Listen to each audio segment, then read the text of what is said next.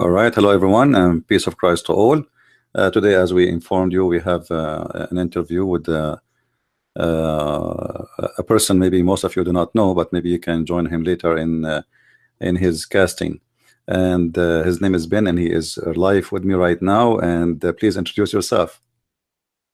I certainly am, Christian. My name's Ben. I run a podcast called Who Knew I Was Right, and it's very odd to be on this opposite end. You're introducing me. It's normally me introducing the guest. So, yeah, good fun. Yeah, that's a good one. Because, you know, people who they are listening to me, they don't know you. And maybe people who they are listening to you, they don't know me. So, and from my side, I'm a Christian Prince. Just type my name in the internet and you will get scared. Indeed. But to be honest with you, I spent the last couple of days watching the videos. I didn't get scared. I got informed. I was very impressed with your content, and I've learned a lot. And I've written down a few questions today as well from your videos that I'd like to just talk about and expand on a little bit further, if that's all right. Sure. Excellent. Well, just for the benefit of my audience and my show, I'm going to now introduce yourself, Christian. Now, I'm sure your audience are all going to know this as well, but just bear with me for all of 1 minute to make this all make sense my side. So let's have a second start of the day where he gets his microphone cable out of his chair. See, that's why I edit, you see, to get rid of that kind of stuff. But anyways, today I am joined by Christian Prince. Now, in order to give this man a proper introduction, I've gone to his Wikipedia page. And may I say, Christian, as well, you are my first guest that's had its own Wikipedia page. So, yeah, I'm honored. But it says, Christian Prince is an author and Christian apologist. Christian Prince was born and raised in a Christian family in the Middle East. He is a native Arabic speaker. After his teachers criticized his religion, he determined to study Islam and earned a degree in Islamic law, which is Sharia law, as we all know, and civil law. He is the author of The Deception of Allah and has posted hundreds of videos on YouTube showing him debating various Muslim scholars on Paul Talk. Is that right? Paul Talk? Yes, Paul Talk. Yeah. Paul Talk, including Shia scholar Hushman al-Husseini, and he also uses a pseudonym Christian Prince for his protection. Now, I'll tell you what, let's start from that one. Protection. Do you feel you need some protection? Have you been subjected to any threats for criticizing Islam? The one who made the Wikipedia is not me. So this is what people believe. But for me, it's for more privacy. Not really. I don't fear no one. But it gives me more freedom. Like as an example, in the coming after New Year, I'm going to go to some countries around the world, and still I can go in Islamic countries and they will not know that this is a Christian Prince. So it gives me a great advantage of going anywhere and no one have an idea who is this guy. So it's not really you know, as a protection as much it is it's better. But the person, like the person who made the Wikipedia page, I don't know, they said like hundreds of videos. I have thousands of videos. Not having it. That's like, come on now, give me justice. I have thousands. Get on there and change it yourself and make it look that little bit cooler. Yeah, it's okay. Whoever make it, you know, maybe he can fix it. Yeah. Indeed. Now, look, first question I've got for you today is, when did Islam first start playing a role in your life? You see, in the Middle East, when you grow up in the society, right away, since the childhood, you start learning that there is something that's called a Christian and there is something that's called Muslims, and there's a problems, you know, there. And you go to school, you know, the majority are Muslims, and you find yourself like a unique person somehow, and everything is against you. TV stations speak against you, radio stations speak against you, textbooks, everything is against you. And then in the same time, if you try to find the answer, because the Christians in the Middle East, the same as any Christian minority in Islamic countries, they live in fear. So this is a topic nobody want to talk about. So even if you try to find, let us say, answers, how we can refute those Muslims, rarely you find the brave ones who they are willing to talk about it, because it's very risky. So it was a challenge, and challenge make you even better fighter, you know, for the truth. So it was not really a bad experience for me, as much it was an encouragement. And I believe if it's not what it is, I will not be who I am today. you know. Do you mind me asking whereabouts in the Middle East you were? I don't share this information for better purpose. Okay, yeah, fair enough. Now, you always heard that there was a difference. You know, you always hear, you know, within Islamic countries talking about the Christian being different to the Muslims. But how did the actual like general population treat you? Did you feel that you were like ostracized, or were they treating you normally? no, not really, because you know, simply like even in the Middle East, if you are from a Christian family, but let us say, depend how powerful your family is and who you are, then they can treat you differently. In the Middle East, they discriminate everybody, even Muslims are discriminated. So I did not suffer from real problems because we are not the kind of family who take things down, which means if somebody insult my family, they will face the consequence. It doesn't matter if they are Muslims or not. So I was like, I wasn't brought from the kind of groups who accept insult or accept discrimination. So I did not really face any problems. But the only problem we have, that we don't have somebody to share answers with us and how we can refute Muslims. And when you refute Muslims, you have to be careful too. You know, you cannot say Muhammad is a false prophet. You cannot say, you have to be extremely careful when you refute them, you know. Otherwise you are igniting, you are looking for a fight, a big fight, and because you are the minority, obviously you are not capable of winning this fight. For sure. Well, I've noticed the way you take on Islam is academically. Now, you actually went to university to study. What was the course called? Was it a bachelor's degree, a 3-year course? No, yeah, I have a degree in Islamic law. I'm qualified to be a lawyer or a judge in Islamic court or any court in the Middle East. You know, in the Middle East, when you learn law, you have to study religion. It's a must, because everything is connected to religion. So you have to study Judaism, Christianity, and Islam. But you study only the side where it is about the law.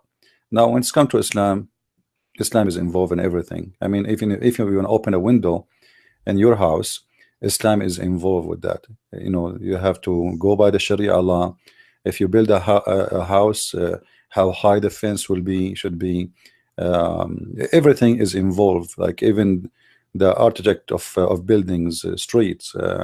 So Islam is trying to put itself in everywhere in life, and this is why you have to study the Islamic law, and that, you know, goes to for inheritance and divorce and marriage and crimes. So all the law is based on what it's called Sharia law.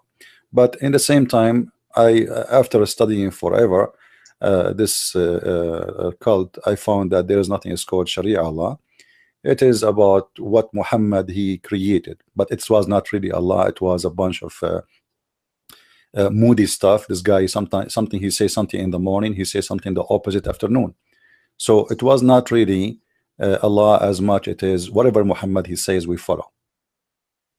You know, because you know, when you say law, you are talking about as like an intelligent constitution or design. But if you look at the Sharia practice, it's a very savagery, and there is no logic of it, and it's full of contradictions.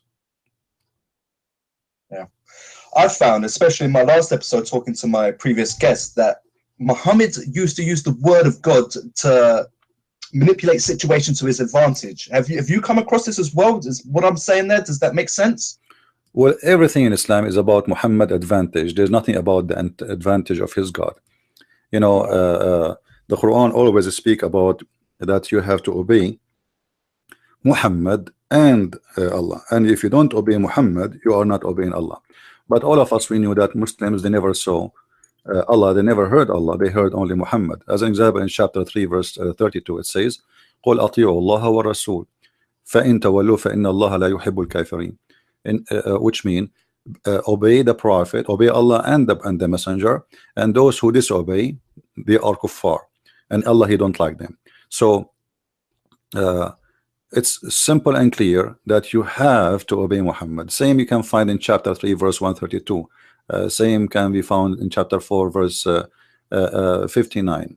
It's all over, you know, like it's all over the Quran that obedience to Muhammad is a must, not the obedience to Allah. As an example, if you read something in the Quran, the Muslim, they say to you, as an example, that mut'a was a practice of Islam in this uncertain time, and this is can be found in chapter 4 verse 24. Now you ask them today, the Muslim Sunnis specifically, they say to you the Prophet he abrogated this verse, but shouldn't you obey Allah? Allah he says you do mut'a. Allah never said ever don't do mut'a. So which one you follow? They follow Muhammad. So obviously obedience to Muhammad is a lot more important than obedience to Allah. Wow. Wow, that's a why do you think that is? Because he is the God. I mean, he is this guy. He is just replacing God by himself. Even his name is Muhammad. Do you know what Muhammad mean? No. The praised one. You know, obviously he is claiming to be God, because when you say the praised one, it's so who is the praised to? Allah. You know what I mean? So Muhammad, he changed his name. His real name is Qatham. He switched it to the praised one, and by doing that, simply he is placing himself as the holy God. But yet he claimed that he is the holy servant of God. But the fact, everything about him, you see, the Muslims as an example, they say the Christians, by worshiping Jesus, they commit shirk, which means sharing worshiping God with other person. But the Muslims actually they are the one who do that, because for us as a Christian, we believe in the Trinity, and the Trinity is for us is not three gods. But the Muslims, they always associate the name of Muhammad with the name of their God. If a Muslim says that I witness that Allah is God, is he enough to be considered to be a Muslim? No. The Shahada have to be containing two names, the name of Allah and the name of Muhammad. Now, if Muhammad's message is about believing in Allah, so why he inserted his name next to the name of Allah? And how he is qualified to be next to the name of his God? And how he can say that if you want to be saved, you have to witness that there is no God but Allah and there is no prophet but Muhammad? What about the 124,000 prophet of Islam? What about we add their names to the Shahada? Because Islamic claim that Allah he sent 124,000 prophet and Muhammad is the last one according to the Muslims. So if the Shahada is a truthful, not about Muhammad being equal to God, then the Muslim, if they want to insult and they want to insert a name of a prophet, they should add all the names of the 124,000 prophet. What about the Muslim? They show us that Moses in his times told his, because Muslim they say Moses was a Muslim. Did Moses told the Jew that you have to say there's no God but Allah and Moses is a prophet? No. Did Jesus did that? No. So why only Muhammad? Obviously Muhammad is just a person trying, he plays himself as a servant of God, but he is above his God, and his God is just a tool for his money, for his sex, for his favor. You know, Muhammad make chapters just about his private part, about his sexual needs. Even Aisha, she said to Muhammad in the Sahih hadith, inni ara rabbuka yusari'u ila hawaka ya Muhammad, I see your God, he rush into your desire, Muhammad. So even Aisha, she noticed that Muhammad is a scam.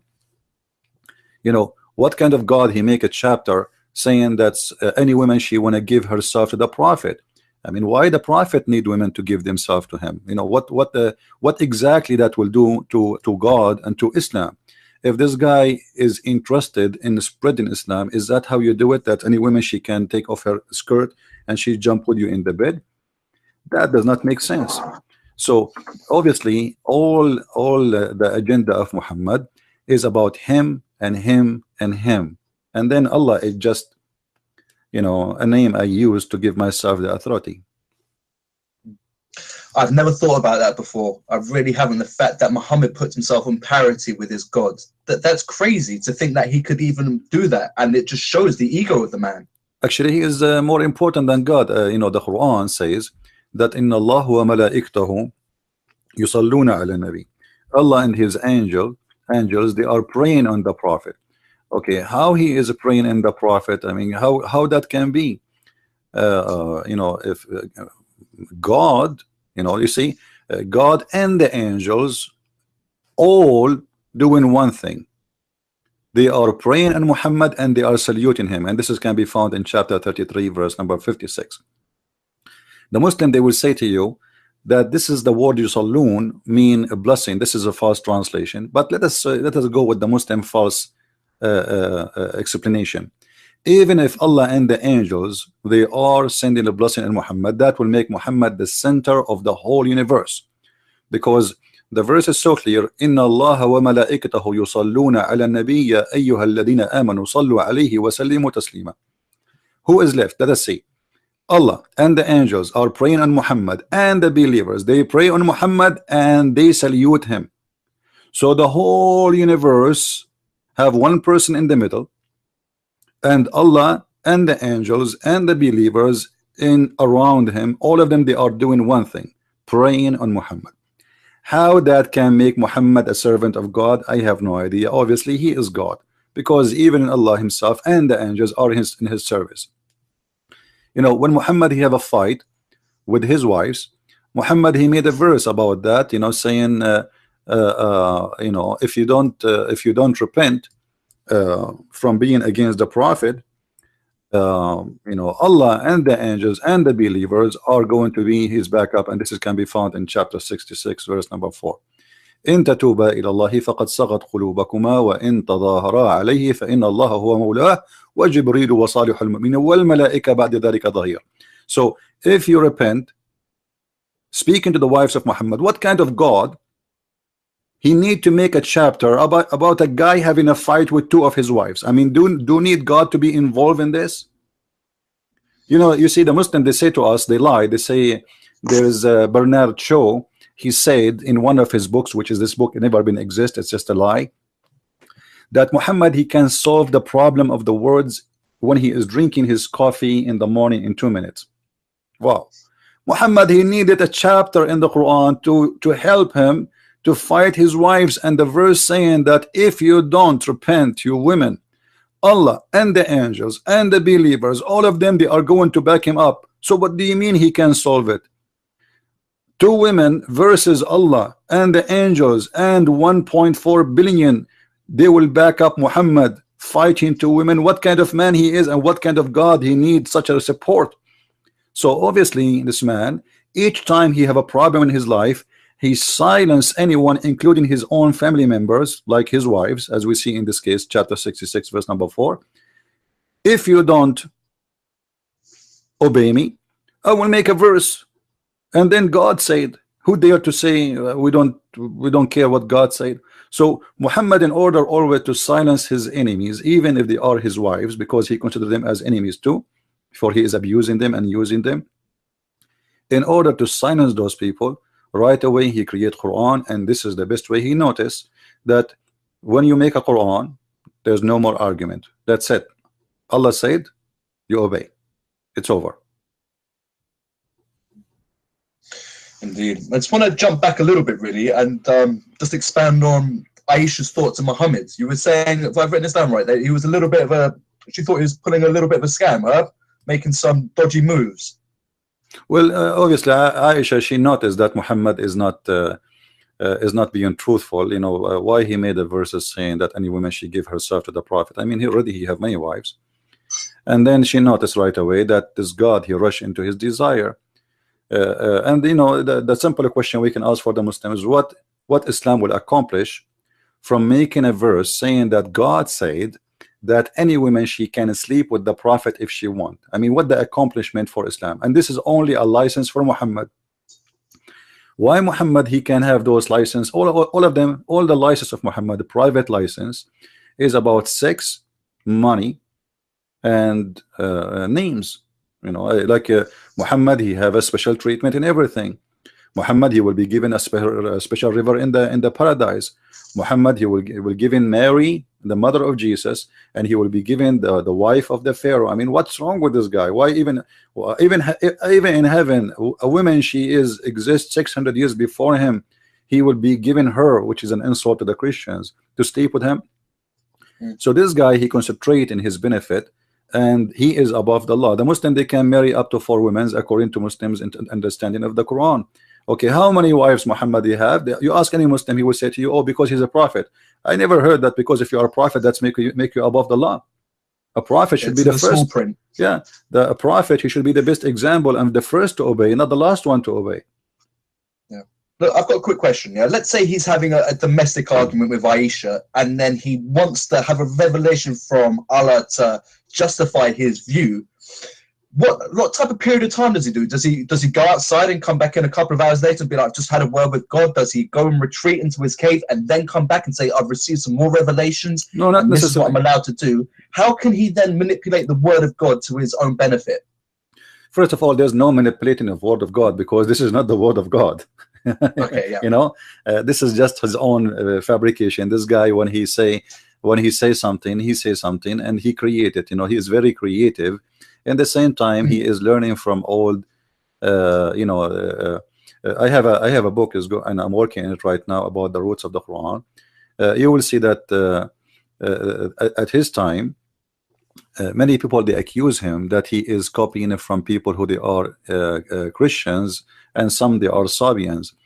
And you know, Muhammad, obviously he is copying from those people. He learned a lot from them, but what he learned, he have to change a little bit of it so he can make it that he is not copying from them. As an example, if you go to chapter 16 verse 103, it says, and we know that those who they say that the one who is teaching him is a human. If you go and read behind this, you will find that they accuse him that there's a guy, as an example, his name is Addas, another person, and those are slaves who they are captured from Iraq, and supposedly they are either Nasara or Christians. And Muhammad, he used to listen to them, and he learned from them stories about what is called the Bible. But I believe most of the stories he learned from the Nasara, which is from the rejected Bibles, like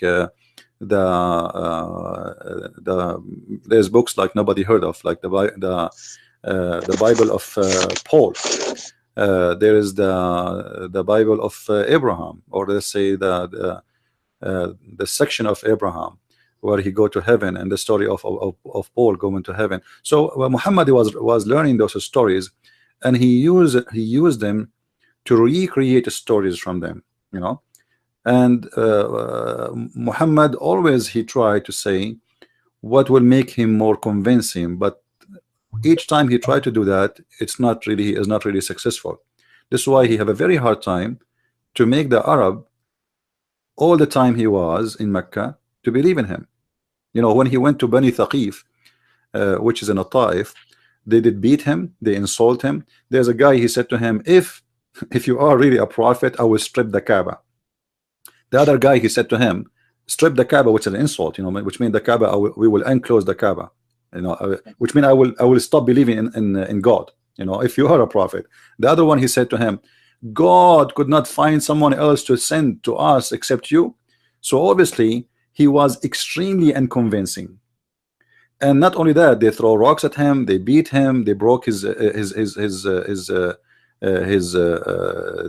teeth, and even he took like he took a break for some time before he arrived back to Mecca, because he didn't want people to see what happened to him there. And he asked them, those people of Thaqif, what happened between us, keep it between us, which means what you did to me, don't talk about it. But those people, they talk, and the news left all over. So Muhammad was not convincing. Guys, sorry, pardon to interrupt you, but these guys they believed in the pagan gods at the time. Yeah, they weren't Christians or the Jews down in Mecca. Well, you know, the history of that era is not really too much stable to consider them what they are. However, I believe strongly they are pagans too, like Muhammad, and they believe in the Kaaba, because the guy, he said to him clearly, if you are really truly a prophet, I will strip the Kaaba, which means they believe in the Kaaba. So but still, even those, because you know, remember, Muhammad is a pagan, that's the same as the rest. Muhammad did not bring a new religion. They believe in Allah. The pagans, they believe in Allah. Many people, they think that the pagans don't believe in Allah. No, Allah is their God. Allah is their God, and they believe in the Kaaba, and they kiss the black stone. So what is left? What is left is that Muhammad, he don't want other gods to be around the Kaaba. He accepted only two, Allah and Akbar. Akbar and Allah, supposedly they merged to be one God. This is why when you see a Muslim, he says to you, Allahu wa Akbar. U in Arabic mean and, Allahu wa Akbar. You cannot say Allah and Akbar unless they are two. So Allahu Akbar are two gods, Muhammad, he merged them together to get as many as he can from the Arabian people to join him in his religion, for those are, let us say, the most important gods. And Allah himself, you see, Muhammad, he is showing his ignorance.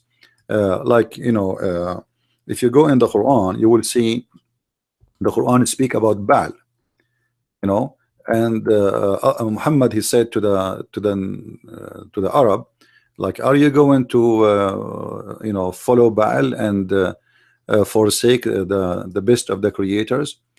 By Muhammad, by saying that, he just confirmed that Allah is one of the creators, and he believe in that, and Baal is a creator, but he is not equal to Allah. So Muhammad don't understand who is even Baal anyway, because I believe Baal is just another name for Allah, but because it's a foreign language for him, so he could not understand what Baal is about. If you go to chapter 37 verse 125, says it clearly that Allah and Baal, both of them, they are creators, but Allah is better creator. So Muhammad, the Muslim, they try to present to us that he believe in one God. Well, obviously he don't believe in one God, because how many creators we have? Either if you believe in one God, then you have to believe that there is one creators. If you say he is the best of the creators, that's mean there is many creators, and then that's mean there is many gods. But now we have a competition. We have a better creator, we have less quality creation. It's like, you know, saying I like cars from Germany, but there's cars made in China. You know what I mean? So now we have two makers. One is German, is better than the Chinese, but that will not change the fact that both of them, they make cars. You know what I mean? Nice analogy. I like that. I like that. Before we move on, though, I think this is a good time to bring up the satanic verses. I think that fits into the whole Mecca and Muhammad, you know, chatting to Allah and coming up with something that benefits himself. So can you just talk a little bit about the satanic verses, please? You see, I am against using it as a word, as a title, satanic verses, because I believe all Muhammad verses are satanic verses. However, this is the one he admitted that it is from Satan. You know what I mean? So yeah, this is the one he admit that Satan he cast into his mouth, but all of it is from Satan. But if you go in chapter 22 verse number 52, it's very even the way Muhammad he speak, he have a, you know, he have a lack of intelligence. It says وما أرسلنا من قبلك من رسول ولا نبي إلا إذا تمنى ألقى الشيطان في أمنيته. We never sent a messenger before thee, but he have the same problem. When he talk, Shaitan, he put in his mouth the words, and Allah will delete it. Okay, name for me, Muslims, the prophet who Shaitan put in his mouth words, and then Allah he deleted. And in the same time, that will be a contradiction for the Quran, because the Quran say clearly that Shaitan have no authority over the one who they are the good followers. You know, of Allah, they are protected. If you go to chapter 15 verse number 42, it says inna ibadiya laysa laka alayhim bisultan, my servants, you have no authority over them except the one who follow you from the deceived one, the bad one, the filthy one.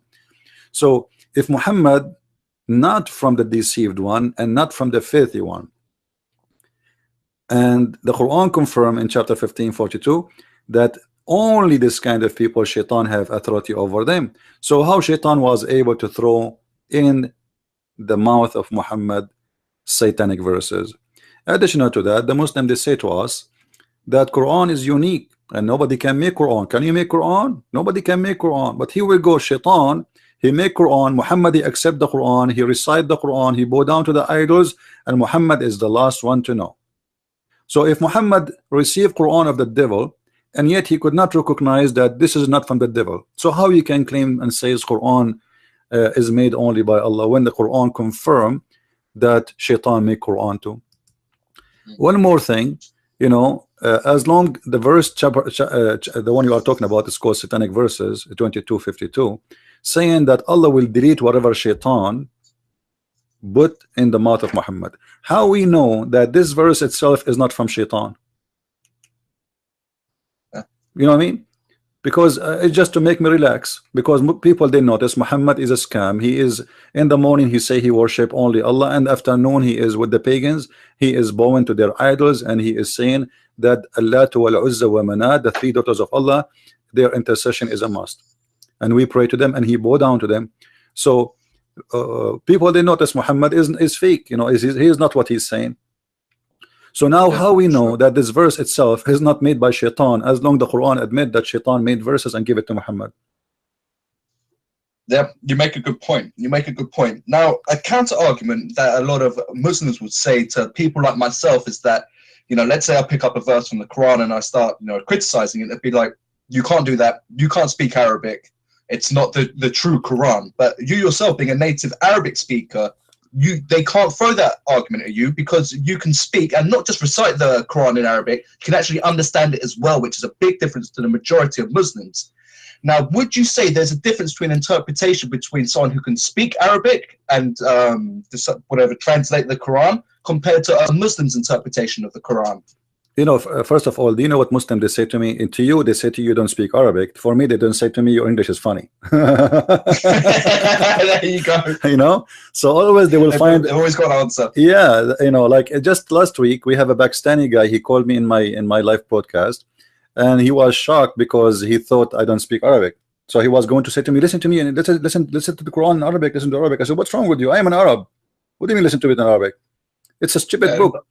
So yeah, so what the Muslims do, first of all, they bring somebody, he have a nice voice and he sing the Quran, and then they try to have an impact on you, or listening to a music like you know, if you bring a singer, it doesn't matter what he is singing, is going to sound beautiful because he have a beautiful voice, you know. So yes, if you give someone, you like his voice and he is very well known, if you give him the menu of a restaurant and he sing it, trust me, it's going to sound good. You know, it's a menu, it's nothing there. And the Quran is nothing but a menu, but a bad restaurant. You cannot even understand what the Quran is trying to say, because the Quran is suffering from a flight of thought. You know, as an example, many people, they say that you know, the Quran have you know, like Meccan surahs and Medina surahs, right? Yeah. And many people believe that Meccan surahs are the one who is peaceful, and Medina surahs are the violent one. This is not really too much accurate. You know, if you have a deep knowledge in Islam, you will find that it's not true, because you will find that what is example in chapter of At-Tawbah, which is supposedly most of Muslims believe that this is happened in Medina.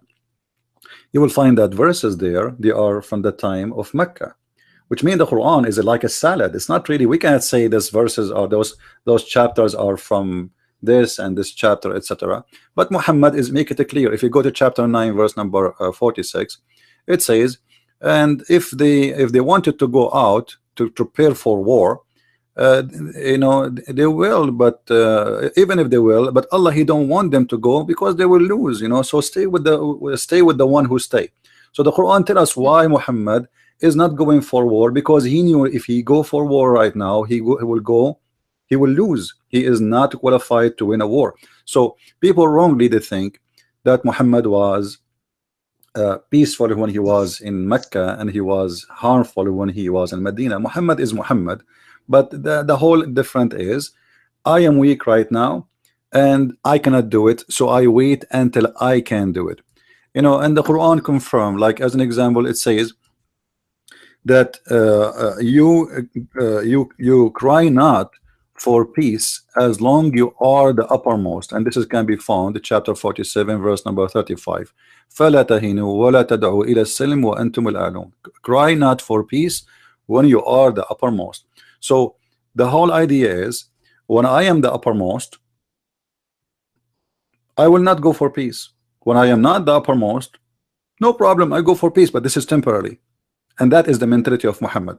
Now the interpretation of the Quran is a different story, because Muslims themselves, they cannot accept each other interpretation. This is why the Muslims, when they finish an article or trying to make a book about Islam or to give interpretation for the Quran, they say at the end, Allah knows best. Allah knows best as a statement is just like disclaimer, you know what I mean? So you don't kill me. Yeah. Like because he will know right away. There are some people, they might even seek in killing him for what he said. So even the scholar, in order to protect himself by disclaimer insurance, he says Allah knows best. So they say to him, how you say that? This doesn't mean that, etc. They say to him, do you see? I told you Allah knows best. You know, and then you will find that the Muslims agree about not to agree about what the verse mean, and this is the only agreement they have. And the reason for that, the Quran was not really in Arabic. The Quran never was in Arabic. The Quran was an Aramaic book, and what we have today is the converted version of the Aramaic book. And this is why you will see the Muslims, they are so confused about understanding tons of verses in the Quran, because simply this is not an Arabic book. And then when they try to explain it, then they start guessing, what does that mean? You know? Okay, I got a quick question for you then. Correct me if I'm wrong here. Uthman, a third rightly guided caliph, he was the one who got rid of all the other versions of the Quran. Or he wanted to have one text to learn Islam from, essentially, and everything else he just wanted to burn and get rid of. So there was just one book to go to. So he didn't want the controversy that was associated with the different Christian Bibles and the different chapters there. How did he go about compiling that then? And what was there a lot lost? Like, what did Uthman actually do?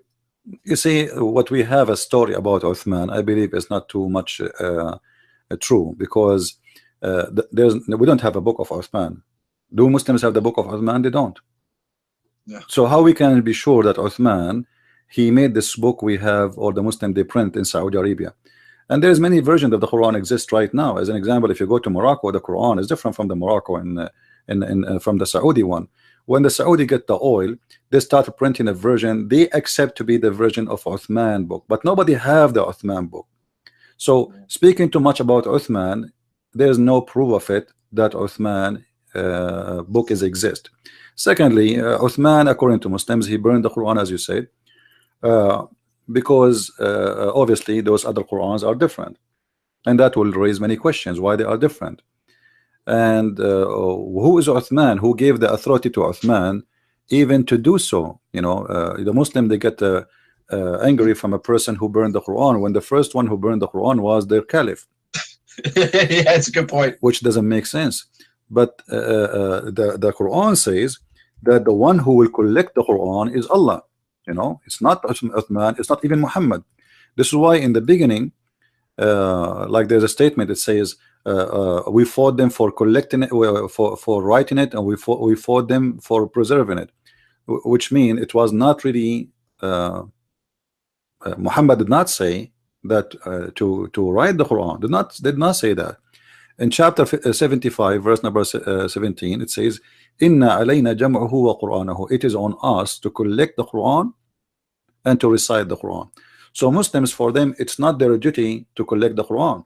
Same time, what is the Quran of Muhammad? Why we need even the Quran of Uthman? You know, because remember, Uthman, he's just like he's a companion of Muhammad, and there is no way that Muhammad he have a book and then the Muslims don't have it. I mean, okay, you say to us that the Christians corrupted their book. You could not preserve the book of your prophet for a few years after his death. You know what I mean? There's tons of places speaking about Muhammad. He have Quran. As an example, in the Hadith, Aisha, she said that when Muhammad he passed away or died from poison,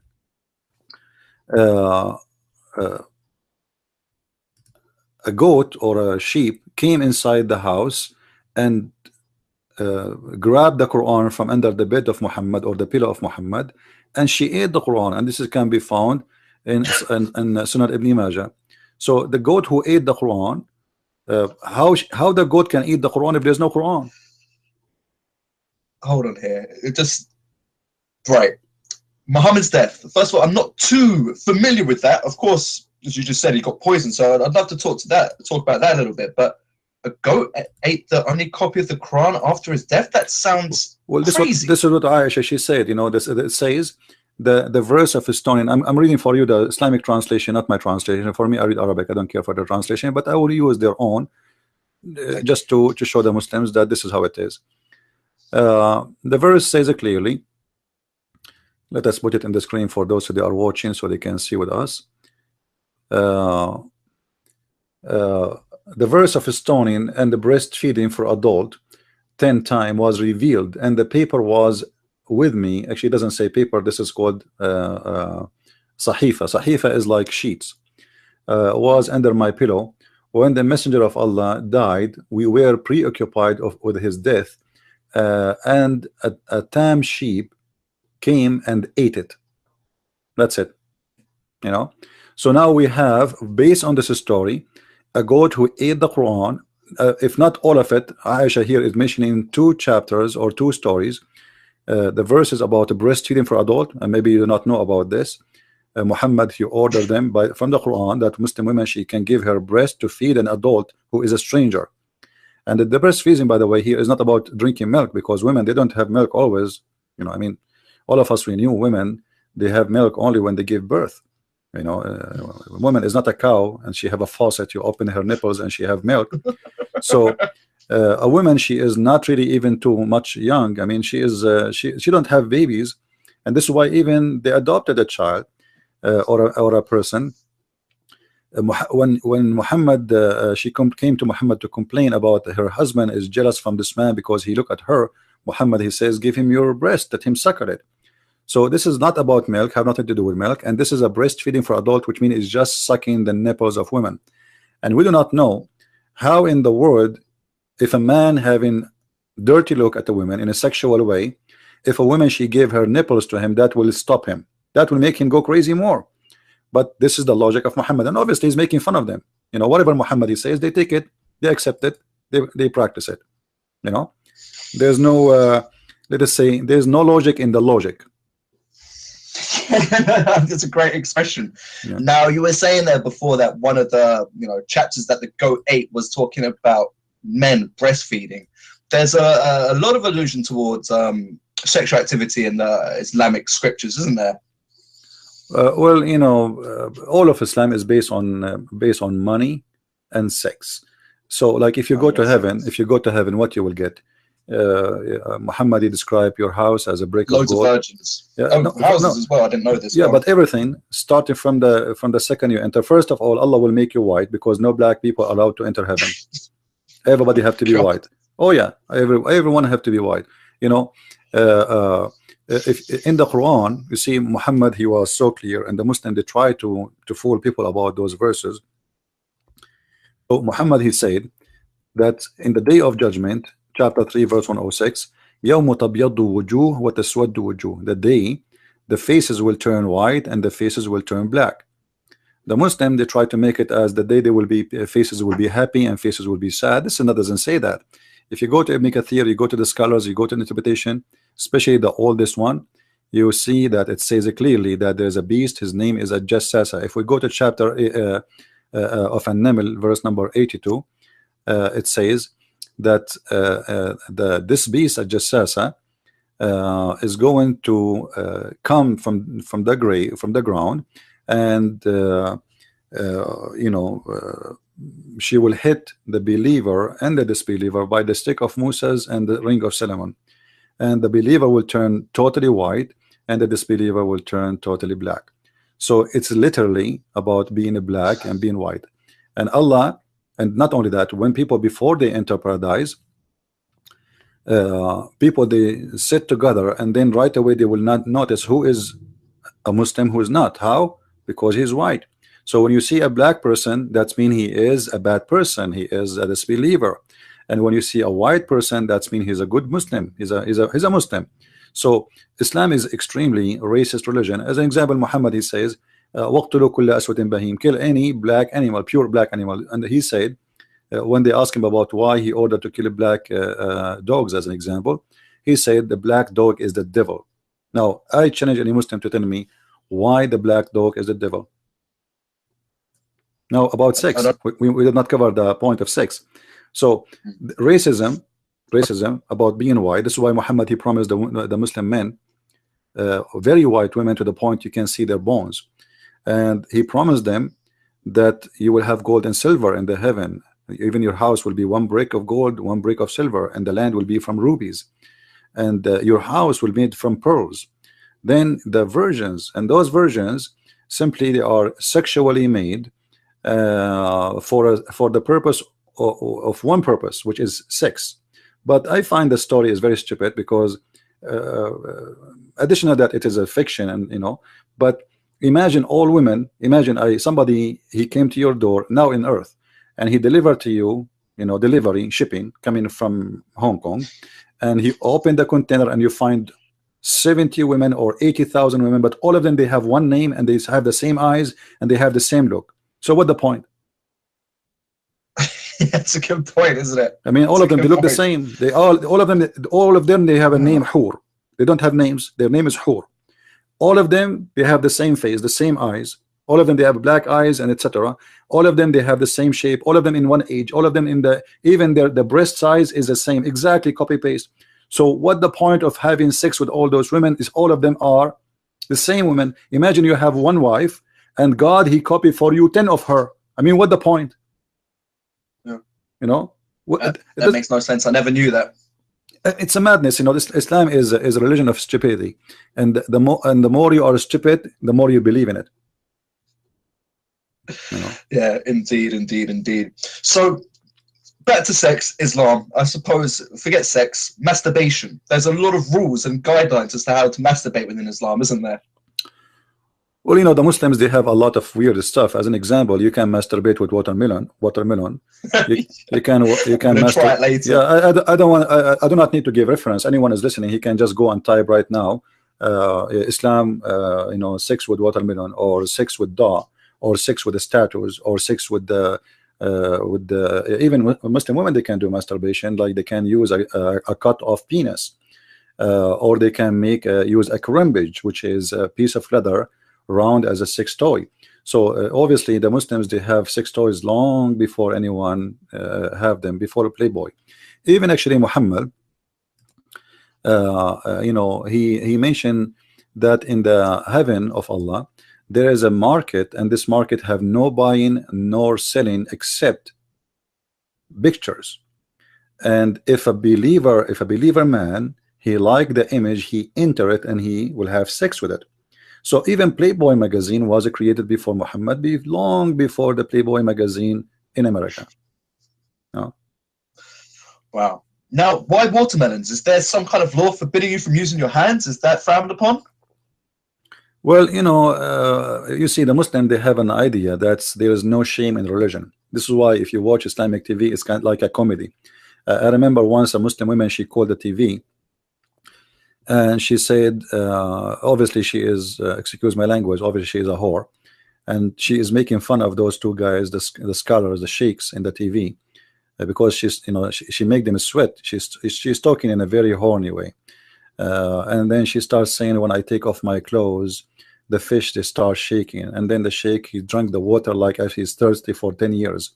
He is really sweating, and obviously she made him excited. And then he said to her, sister, obviously those fish, they have a genie and they are looking at your beautiful pure body, so I advise you not to take off your clothes in front of the fish tank.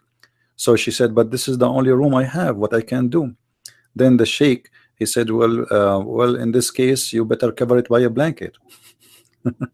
So sexuality in Islam is about everything, because imagine even fish is going to masturbate when she see a Muslimah.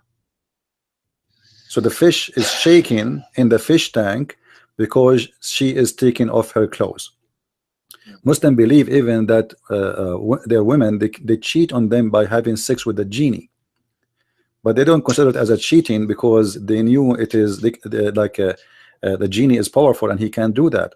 So once a guy, he called the TV station, he said once he opened the door and he found his wife doing something, and so he's asking the sheikh what he should do. He said, obviously your wife, she is having an affair with the genie. The best way to get rid of him is to read Quran. Read Quran.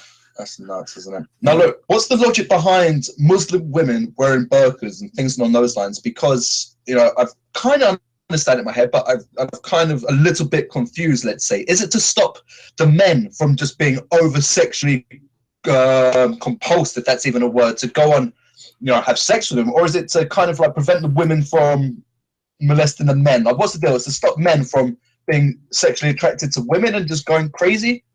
Well, you know, Muhammad, he made an image for the women uh, uh, as a devil. Muhammad, he said literally that the women she come, yeah, this is how he said. He said the women she come, she advance and retires in the shape of the devil.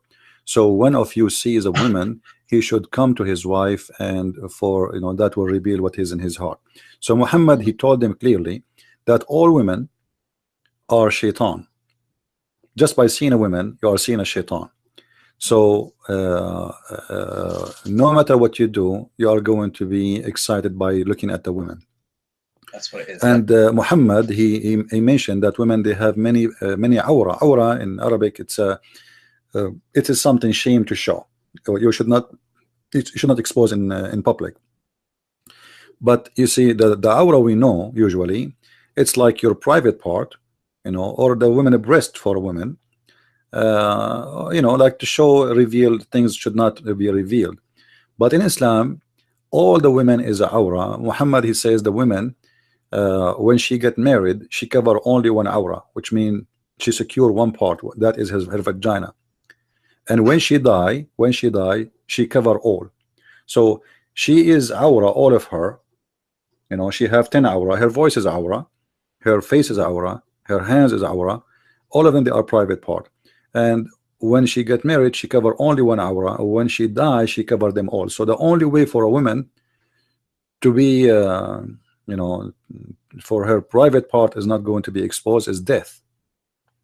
But Muhammad, the funny, you know, the hypocrisy about Muhammad, when he said that the women she come and retire in the shape of a devil, then we need to ask ourselves, if the woman is a devil, she come in a shape of a devil and she live in the image of the devil, why Muhammad he have 13 devils at home, they are wives, and God knows how many hundreds of sex slaves, if they are devils? Why he want to have from them as much as he can? Indeed, it's like it's void of logic, Islam, huh? It's like they throw all these things, and if you actually start investigating, going deep, just the mathematics behind it, you know, the calculations, it just doesn't add up. It makes no sense. You know, if you want to talk about sense in Islam, nothing makes sense. Like what sense when Muhammad he says that Allah will make the penis of the Muslim man endless? I mean, imagine a man he have an endless penis. What he can do with it? Imagine you have a woman next to you, but your penis is in different galaxy, and what you would do, you will call him to come back, make a U-turn, you know. So all the stories Muhammad he come with is kind of madness. And to speak about make sense, that is the last thing, you know. It's like you are making a what they call it, the dark comedy, like Muhammad and sense, like what it makes sense that you will have an orgasm of 70 years, you know.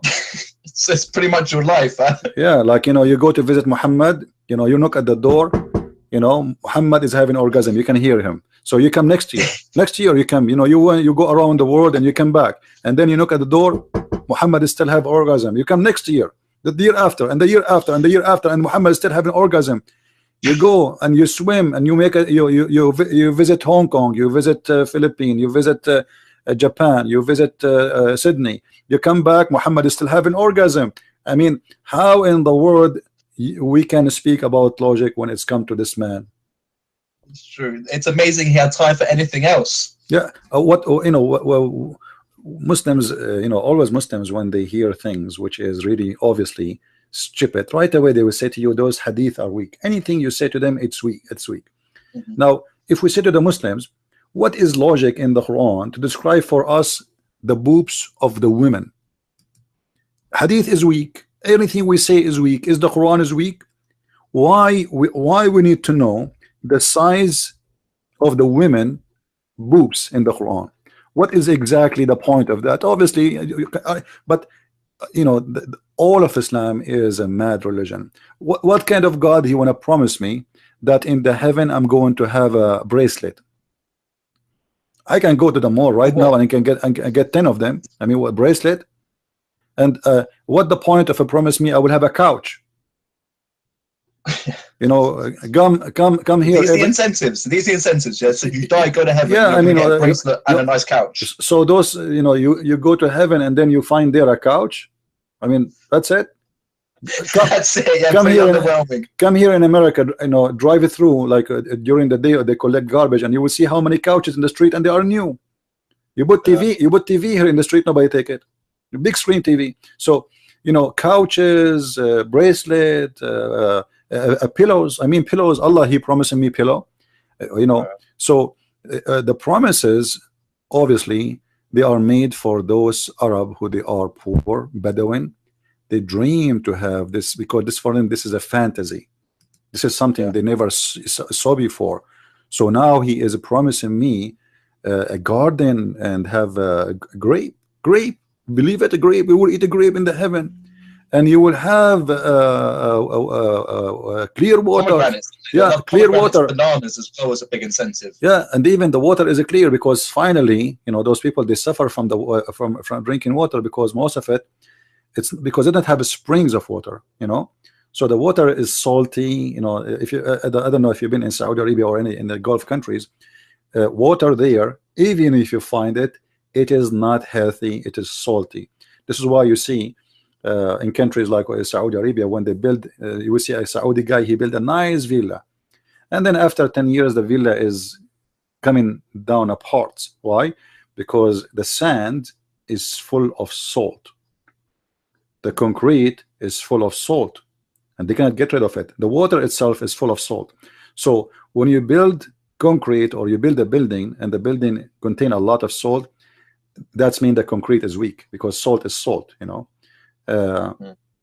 So He promised them clear water. Finally we will have a clean water. He promised them that you will not have heat, you know. Well, this is a promise you make for somebody live in Saudi Arabia, but somebody live in Alaska. If you say to him, I will give you a heaven, or even you in England, like you know, most of the year you have the sun is not there. So imagine I promise you will go to heaven, and this heaven have always rain. I mean, or you will never see the sun, or you will never have heat. I mean, this is people they pay money to go and lay down under the sun in many places. You know, they have fake machines to get that. So the promises is made for a Bedouin man who live in the desert, fit with his mentality. And this mentality is they like, as an example, the Arab, they love to drink. They are drunken nation. So Muhammad, he promised them rivers of wine, not a cup of wine, rivers. And then they like honey, so river of honey. They like milk, river of milk, you know. So all those rivers are just to satisfy the needs of a Bedouin man. If the followers of Muhammad are from Germany, Muhammad he will add a river of beer. yeah, I see what you're saying. Yeah. And some bratwurst as well. A nice sausage for the Germans. Yeah, and some hamburger too, and shish kebab. Very nice, very nice. Look, I tried to interrupt you twice on that. I said a but, and then my question has gone. So that's annoying. But I still want to discuss this topic, which is free will within Islam. Can you discuss that a little bit, please? Well, in Islam, there is no,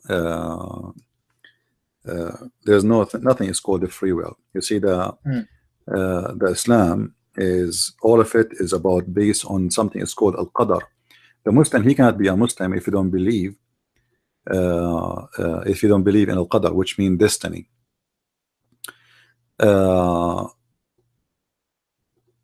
All the Quran is based on this. As an example, Muhammad, he make it so clear that when a person before he is born, Allah he write his destiny many years before he come to existence. As an example, there's a story in the hadith about Moses and Adam. They have a debate, they have an argument. Moses said to Adam, let me put it in the screen so people they can see it. Moses says to Adam, because of you we are out of paradise. So Moses, he said to Adam, he said to Moses, do you blame me for something Allah He wrote for me in my destiny 40 years before He created me? So even the sin of Adam was not a choice for Adam. And Muhammad, he says, and this is how Adam was able to overcome Musa's argument. So the correct answer is the sin of Adam was not his choice. It was written for him 40 years before his creation. And this is the hadith in front of us for those who they are seeking reference in YouTube. 40 years before the creation of Adam, Adam, he commit, Allah, he wrote for him his sin, and it says there, are you going to blame me for which Allah had ordained for me 40 years before my creation? So which is very stupid, by the way, because if Adam, he commits sin and that was the plan of Allah, and Allah is the one who wrote the sin for him as a destiny, so why Allah, he punish Adam and he kick him out of heaven? It doesn't make sense. But as we said, nothing in Islam makes sense.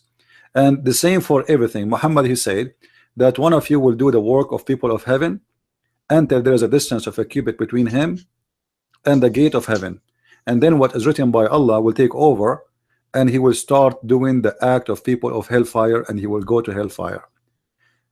And then he said vice versa, when a person, if you're doing the act of hellfire, and then what is written all his life, the deed of hellfire, and then what is written by Allah will take over, and then he will start doing the deeds of paradise, and then he enter paradise.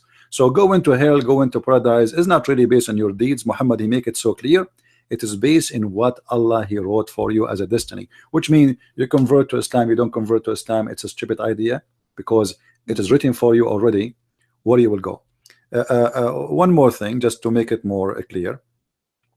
There is a story of a child who died, and Aisha, she said to Muhammad, there is there is a paradise for this child, for he is a bird from the birds of paradise. I mean, this guy, he's just an infant, he died, and he will be in heaven.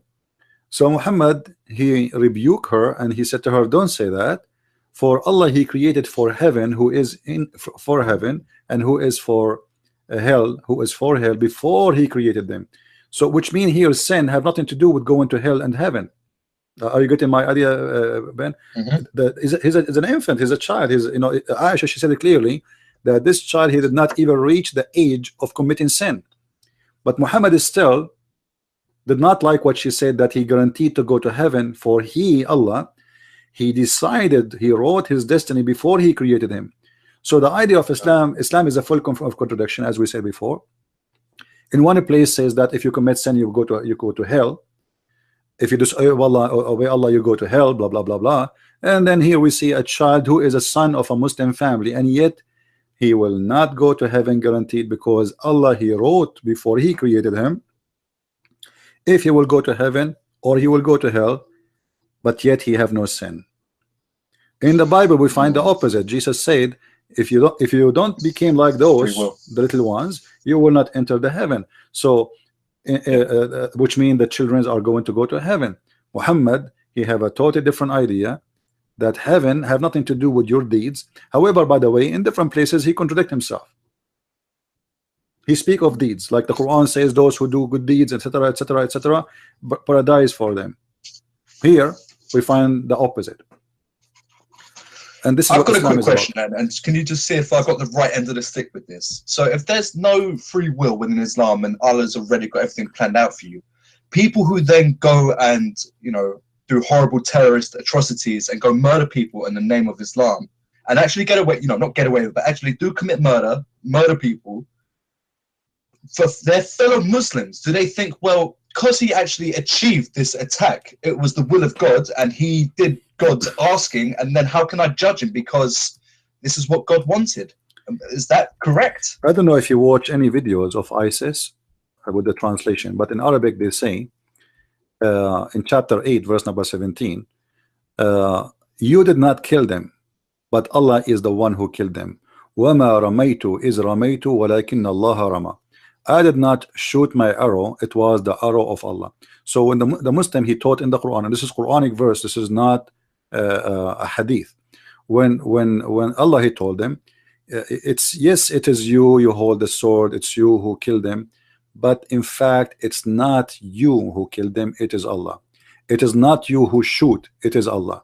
And the verses in the front of those who want to read from the Muslims, in case they are listening, you see, we don't say things without proof and reference, and we make it clear for everybody. So you did not slow them, it was Allah who did slew them. And you did not shoot, it was Allah who shoot. So what is left of the crime? Nothing. It is Allah who did it. And but when it's about a crime, you see, the Muslim, they have two sections. Crime is to kill a Muslim. But it is not a crime to kill non-Muslims. The Muslim, they lie to us. They say the Quran says if a person killed an innocent man as if he killed all mankind. That verse is about killing a believer. Okay. Yeah, they lie to you because they don't know Arabic, and you do not know that you don't have a good knowledge in Islam. So they quote always, even Obama, he was quoting for us this verse, but this verse is not about killing non-Muslims, because Muhammad, all is Quran, chapter 9 verse 29, there's many verses clearly saying go and fight those who don't believe in Allah and don't believe in Muhammad and last day, etc., from the Christian and the Jews. That's the reason why, because they don't believe in Allah. And Muhammad, he sent the 3 letters to 3 kings saying convert or else. Aslam taslam. You wanna be safe, convert. And here we see that Allah is saying to them, it's not you who slew them, it is Allah. It's not you who shoot your arrow, it was Allah. This is why when a terrorist, he shoot at you, you know, like in the field, we see in the video, he say wama ramaytu wa innama Allah rama. Wama ramayt. It is Allah who, it's not me who shoot, it's Allah who's shooting. So the Muslims are convinced, based on their religion and the Quran, that when they shoot, it's Allah shooting. When they kill. So how?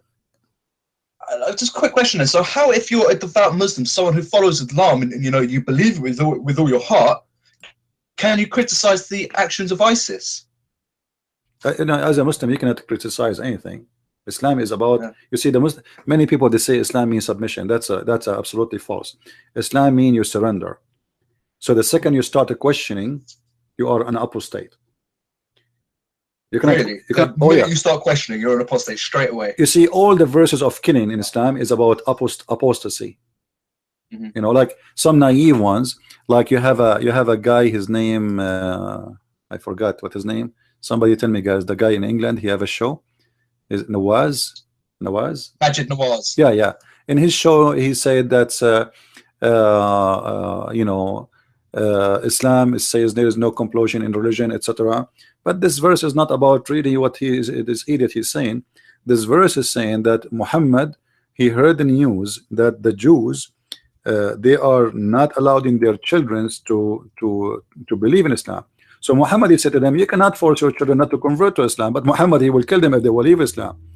And if you go you know, in the Quran, you will find it clearly that the Quran is speaking, that's with no doubt, that you have to do jihad against anyone who questioned the authority of the Prophet and the question the authority of Allah. So when a person, he's, you know, he speak to us about Islam is not forcing you to convert or not forcing you to believe or you can leave Islam, that is a false statement and have nothing to do with the truth. All the words of Islam is about apostasy, and there's something people do not notice, that the Muslim believe that every person is born as a Muslim. Muhammad, he taught his followers, I don't know if you heard this before, the Muslims, everybody, you and me, the Hindus, the Buddhas, everybody is born as a Muslim.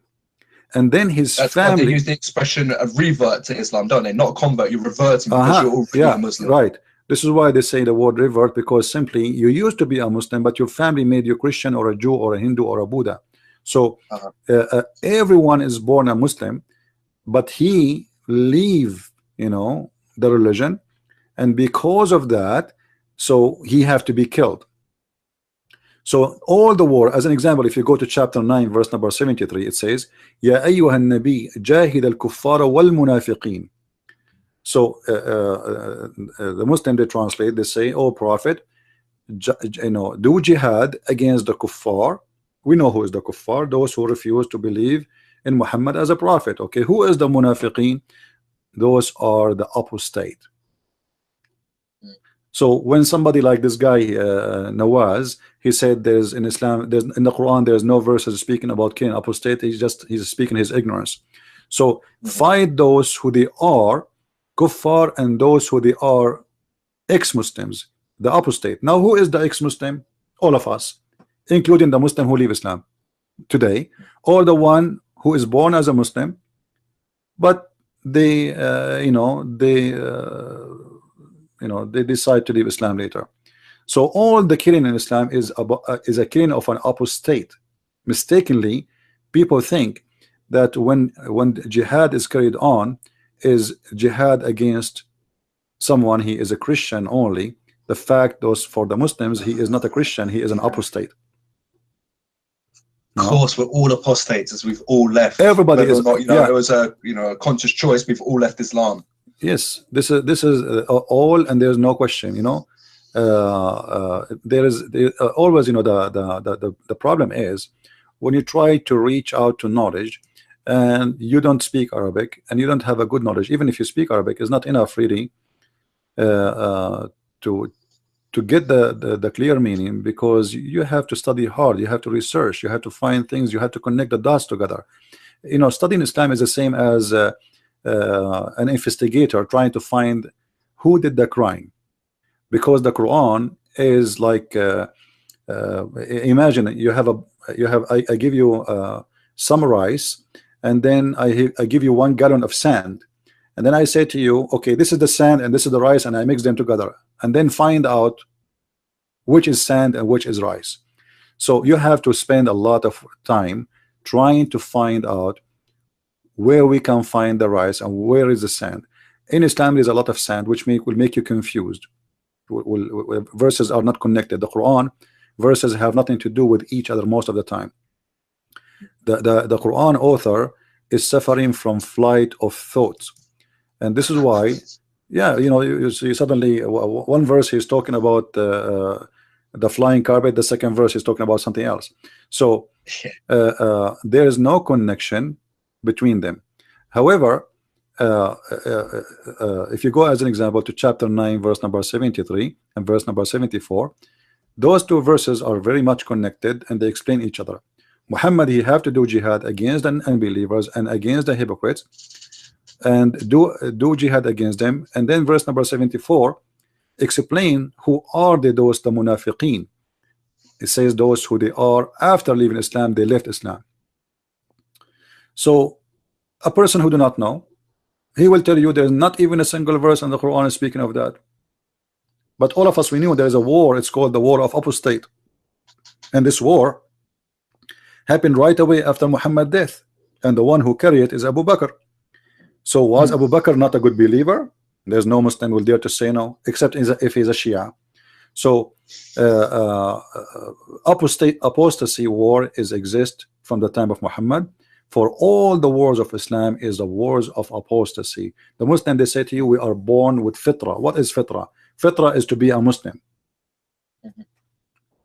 You are born as a Muslim. Now, look, just to focus on this a little bit, you were talking about, wars and stuff like that. You've got what? Dar as-Salam and then Dar al-Harb, yeah, which is the land of, land of Islam, and then the land of war.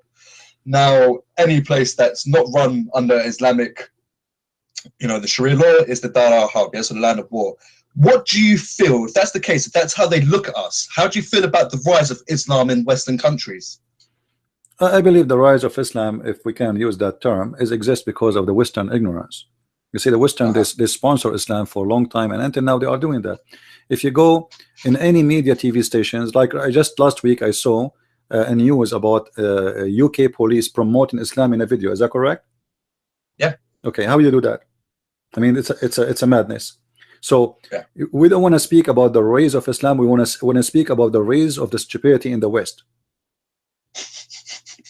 Islam. Oh, wow. I'm honest with Brilliantly you. put. I'm honest with you. There is no place for Islam in the West unless there is a stupid people in the West, and this is what we are suffering from.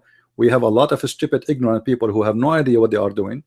They are bringing the devil to their houses, and they are seeking destruction of their own countries. Otherwise, Islam have no place anywhere. You know, go to Saudi Arabia. Where is Islam? Even in Saudi Arabia, terrorists have no place. So how come they can find a place in England? I just saw in the news that 454 fighters of ISIS right now as we speak, they came back from Syria to England. How you allowed them to get in? 400. We don't think twice. Yeah, almost 500 fighters who are trained for years how to make bombs. You know, you will have fun. You will have a lot of fun in England soon. So 500 people you allowed them to get in. How this happened? Where is the intelligence? Where is the police? Where is the government? Where is, obviously the West is suffering from big problem. Islam is not the problem. The problem is the Western who have no idea what they are doing. You see, like imagine you bring me a cobra in a box, and you say to me, don't open the box, there's a cobra there. All right, and then I open the cobra box and I give her a name, and I think it's a bet. It's a cute. It's a cobra. You know, the cobra is a cobra, and this is exactly what the Western are doing to themselves. So I don't want to play in the Muslims and the rise of Islam. I don't believe there's something that's called the rise of Islam. But what happened, you see, the atheism attacked Christianity for the last centuries in Europe. So Western, they became empty, and the believers are, you know, not many. So Islam found, you know, and like you grow in a family, and then you start searching around you and looking around you, and if somebody want to believe in a religion, what is the religion is available? The atheist, they fought Christianity and they will not even allow it to breathe. They find only one place where nobody stopped that religion. It's called Islam. So the atheists, they were only attacking Christianity. Like lately, some atheists, they start speaking against Islam lately. Few of them, but for all the time, for the last 40-50 years, nobody spoke one word against Islam. And this is why we are here, why I am doing what I am doing, because I found that somebody have to do the dirty job, you know, to clean the garbage.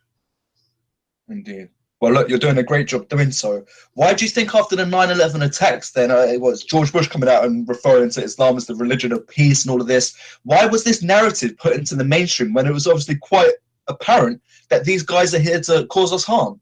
You know, as I said, you know, the West is suffering from stupidity, not from intelligence. You know, like, you know, not only this. Each time the Muslim they attack you, like lately they stop doing that. But if you notice in the last almost 10 years. Each time the Muslim they do an attack, one of our prime minister or president, doesn't matter what country in the West, like all the way from Australia to Canada to USA to England, right away you will see the prime minister, the minister, the foreign minister, voluntarily he says Islam means peace. I mean, like even Obama, each time they attack, he said, do you remember the crusade? The crusade, the crusade is the best thing happened to the European, because if not the crusade, all of Europe will be Muslims long time ago. It was the crusade who stopped the Muslims. People don't want to see the truth that the crusade, they told them in schools that the crusade are bad, they are criminals, they are disgusting. The crusade is the one who saved Europe, and this is the truth.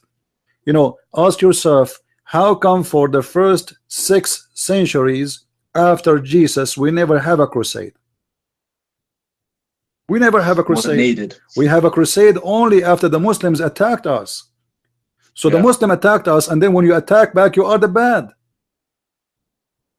I never heard of anyone speaking about the attack of the Muslims, but they speak against the crusade. And this is telling you that the mentality in the West was one-sided, run by the liberals who tried to put Christianity down. So what they have, what we can say about Christ, we cannot say much really. Christ did not do something bad. So now let us find something. It's the crusade. But the fact what the crusade was the best thing that the European they did in their history. Now for sure there's mistakes, and it's a war, there's always bad and good, but the crusade is what saved Europe to be Europe. And now because the Muslims, they don't face a crusade no more.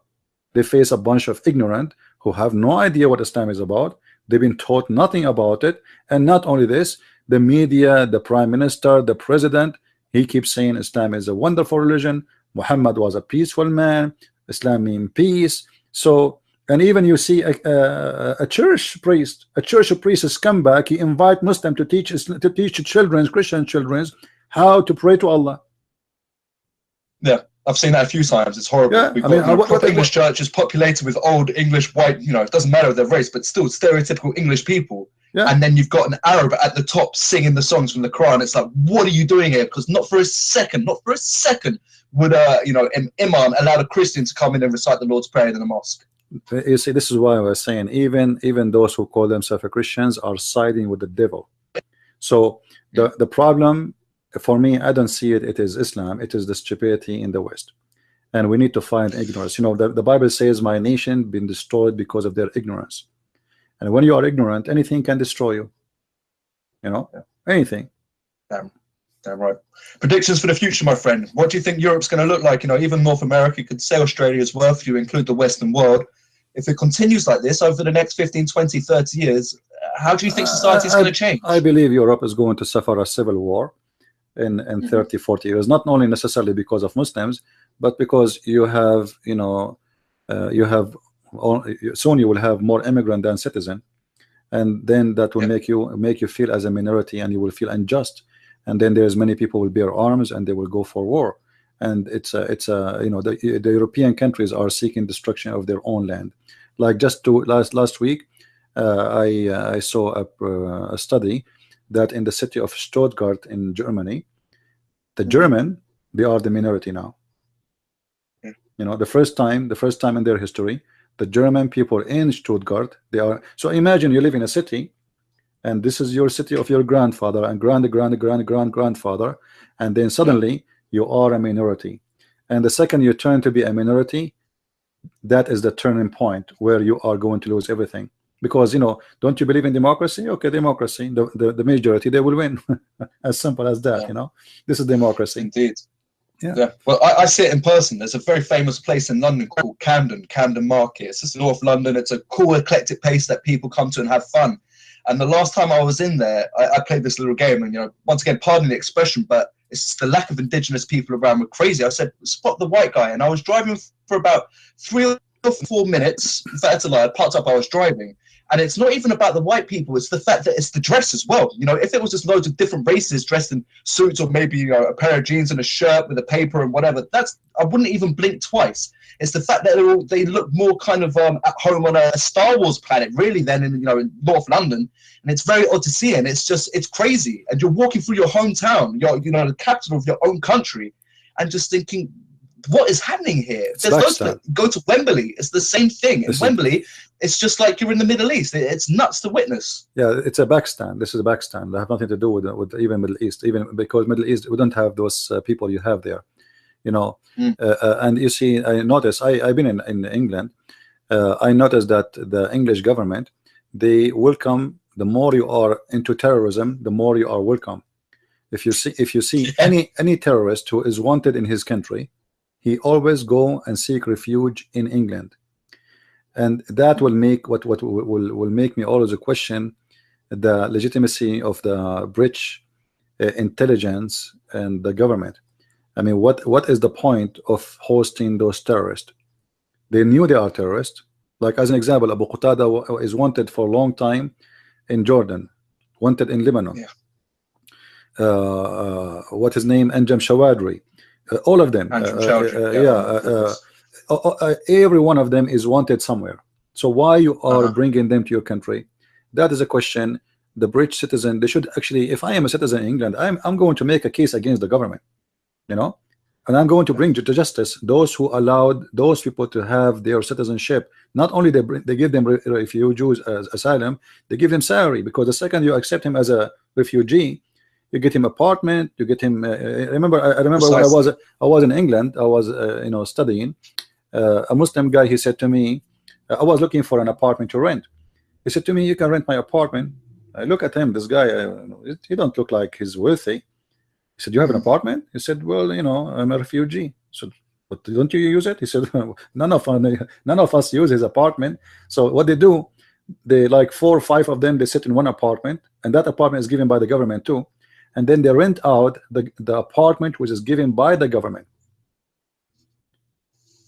Yeah, they pay no tax. Indeed. They have a free housing, free electricity, free water, tax free, and then they work, the one who work in restaurant, the one who work as a taxi driver, but nobody pay tax.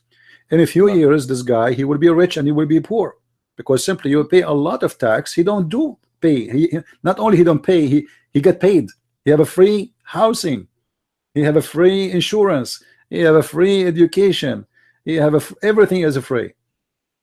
So the system in England is very stupid, and somebody, the English people, they have to make kind of a revolution against the government stupidity and change it and make everything change. I like some European leaders in Europe, like the president of Czechoslovakia, the president of Hungary, and like those people, they are really firm and they are sure. Not Poland, they will not accept people to come to their countries, and this is the smart way. I'm not against. You see, me myself, I'm an immigrant myself, right? Me myself, I'm an immigrant, but you don't be stupid. I mean, there's a limitation. There's a limitation. Indeed. And even if you all the countries in the world, if they welcome immigrant, they welcome the quality, doctors, engineers, educated people. Precisely, yeah. But they are bringing the people. They come from in the boat. Nobody knows where they are coming from and what they are doing and how many crimes they did before they come. You have no idea. They throw their papers in the ocean and they come to you. Yeah. No, it impacts on so many different people's lifestyles. I was once, it's actually a courier, so a person who does deliveries. Yeah. Englishman. I started talking. So, have you always done this? He's like, no, I used to be a painter decorator. I was like, what happened there? He goes, I used to charge 150 quid a day. Then loads of immigrants came over and they had no idea about any skills when it comes to that. They would charge £60 a day, totally undercut my labor costs, and eventually I would get no work whatsoever. The only work I would ever get is to be called in to sort out the bad work that the cheaper labor has done. So what's happened in England is that we've had loads of immigrants come over from Eastern Europe, so that the Poles, the Hungarians, the Romanians, they've seen what's happened with Islamic migration into this country as well, and that's why they're going home and saying, no, we do not want this in our country. We will see what's happened in England, and it's no good, so we are not entertaining this in our homelands whatsoever. Good for them. You see, actually, this is why I'm saying there's a change is happening, and I hope the change will happen very soon. And people, they will awake, and people like you, they will be more knowledgeable about what this cult is about. And the problem with this religion is not about like they want to convert you. This is the first step, but then later they will force you to do things. They will force you what to eat, what to drink, what to say, what to wear. They will force you. Everything is about enforcing others into doing things. So the most priceless thing you have is your freedom. You see, I came to America not because I'm seeking better life. Actually, my life in the Middle East, when it's come to, let us say, money or anything, it's a lot better than what I have here. But here I can say what I'm saying to you right now. This is what make me come here. I love America, for I can speak, I can say my mind, I can write my books, I can be what I want to be. If you live in Islamic countries, even the food you will eat, even when you eat, like as an example, there's a punishment, there's a penalty of jail if you eat in the month of Ramadan in the street. And if you live under like a very strict Islamic Sharia law court rules, not only they will put you in jail, they will beat the hell of you. You can see there's a video of a guy. They broke his legs because he's wearing a jeans. That's it. This is the crime. They break his legs in public. They gather the people in the middle of the square of the town, and they start beating his legs with big 4x4 wood until they broke his legs because he was wearing jeans. This is what you will witness. This is a dangerous cult. This is not just a cult. There's many cults in the world. There is a Jehovah's Witnesses, there's etc. But they will not do what the Muslims do. Islam is a very dangerous, disgusting, satanic cult, and this is why all of us, we have to fight it, even if you are an atheist, because Islam is a threat for everybody. Islam is not against the Christian. Actually, the Christians, compared to the atheists, they will have a lot better treatment from the atheist. Christian, they can pay and live. Atheists should be killed according to Islamic law. Indeed. Now, what you've seen going on in Europe, do you reckon there's any chance of that taking hold in North America, or specifically the United States? I don't believe Muslims will take hold of anything. You know, I believe Muslims is very much divided, and Islam is you know, regardless what people they say, Islam is growing. I believe Islam is dead. But still, few can do a lot of harm to the country. You know, you do not need 1 million terrorists to terrify England. We need only 1 or 2 a day. You know what I mean? Yes. We do not need really, you know, terrorism is not based in army. It's never been based on army. It's been based that I can terrify you. This is what the whole idea. So they do not need to have an army of fighters. If every day they launch an attack and you have 365 days a year, you know, that will make your life become miserable. For you do not know if your child will come back or not. People walk in the street, somebody will stab them with a knife. And especially in Europe, people are not allowed to carry guns, not like in USA. In USA, if somebody tried to do something to me, I have my gun with me. I'm legally, I have the right to carry my gun. You know, I have a license. I can take it with me in my car, in the street, in the mall. I can take it wherever I want. So if something happened, everybody is armed. Even women in USA is armed. So terrorism, this is why you see the Muslims in USA, when they attack places which is people are not allowed to carry guns. As an example, the attack in Florida happened in a gay club, and those are gays anyway. They don't carry guns, you know, they carry their ass. So this is how it is. So they carry places, they carry the attack on a places where people they are not too much into guns, or they are not allowed to have guns. But if you know, if when they knew that everybody have guns, like now in the street where I live, who dare to shoot? I mean, who in the world dare? Nobody dare, because if you shoot, everybody will shoot at you from every direction, you know. I mean, you hear this as well in America, that people are more reluctant to beat their horn, because we do it over in Europe, it's fine, but in America, you hoot the wrong person, he might have a gun. So you've got to be a little bit more careful before you start throwing your fingers up at someone. Absolutely. The second you withdraw your gun, you are dead. You are dead. You know, it's mean you are committing suicide, because somebody is going to shoot you, and obviously you don't withdraw your gun to say hello. You know, nobody would draw the gun just to scare people. It's just to do it. So the second you use your weapon, you're gone. You know, and when a criminal, he knew, like, you know, this is why I don't like cities which they allowed only, like they say, the guns are not allowed. By doing that, you allowed only criminals to have guns, and nobody can stop them. By the time the police will come, the guy will be like killing 50 people. You know. So true. In America, you can't do that. You know, the only people who are going to be given their guns to, let's say there's an amnesty, it's only going to be the good people. All the bad people are going to keep the guns, and it's going to, they're way too far down the line. But Mr. Prince, I'm going to say to you, I'm going to stick a fork in this. I've got to crack on. But is there something you would like to get off your chest? I know you broadcast regularly and you speak very frequently, but is there one last thing you would like to express before I bid you good day? You know, I encourage people to read and to educate themselves, and don't ever listen to a Muslim teaching about Islam, because Muslims, they lie when they speak about the religion. I never saw a Muslim they believe in Taqiyya, chapter 3 verse 28, and they practice it daily base. Don't learn about Islam from Muslims. Don't learn about Islam from liberals. Learn about Islam by seeking real source. When I speak about Islam, if you read my books, you can find them on Amazon. You will see that I never spoke of my own opinion. I have the Islamic reference right away in the front of you. Everything the Muslim believe in.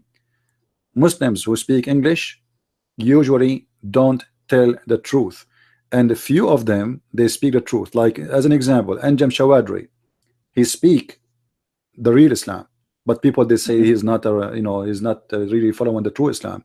ISIS, they speak the real Islam, but they say to you ISIS is not Islam. But the fact it is the opposite. Those are the true Muslims. Anything else is fake. And I challenge anyone to show me one thing ISIS did is not what Muhammad did. One thing, just one, you cannot find it. Muhammad, he ordered to burn people.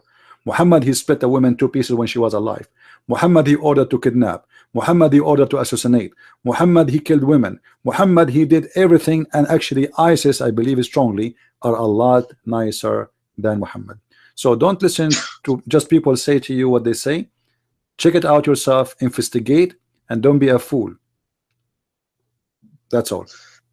Definitely so. Definitely so. I'm going to put some links up to your work on my website, but where can people check out your work? You're most predominantly found on YouTube, correct? Yes, actually, if you go to minds.com/Christian Prince, they can find me, or they can find me in Batterion. They can search for a Christian Prince, they can find me. And I have an account in YouTube at the Arabian Prophet, They can find me that too, you know. And you know, my videos are over, not only in my channel, but if you wanna like the website, you know my page in Minds, right? You have it because that's how we contacted each other. Yeah, because you text me there, so you can, you know, already you have there. And if they go there, they can click at any of my videos, and they will find my YouTube too, and they will find my Facebook, etc.